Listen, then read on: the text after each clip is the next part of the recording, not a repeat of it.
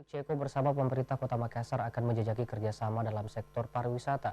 Jajak kerjasama itu dibicarakan dalam rangkaian kunjungan Dubes Republik Ceko Jaroslav Dolešek di Makassar baru-baru ini.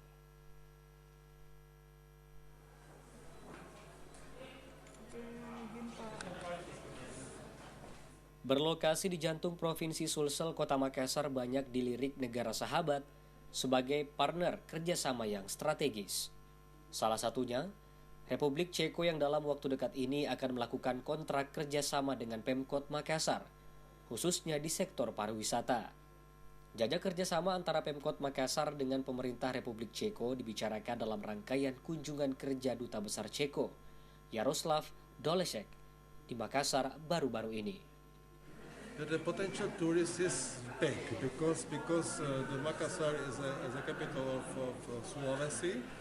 And I already saw some books, and I would like to really experience on my own. And next time I should plan more time in Makassar and Sulawesi to travel around and to tell the Czech tourists that is not only Bali or Labuan Bajo, but also Sulawesi.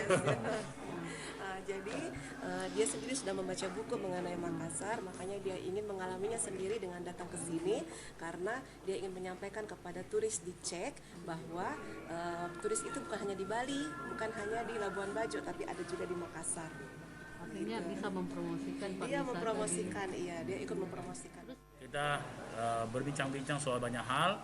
Yang pertama soal tentang kerjasama yang mutual, yang saling menguntungkan, baik itu di bidang pariwisata maupun di bidang bisnis. Ya, tadi saya menerangkan tentang karakter Makassar, mulai dari infrastruktur, smart city, dan pelabuhan, waterfront city, dan semua hal yang bisa kita bangun untuk jadi bisnis, termasuk untuk pariwisata.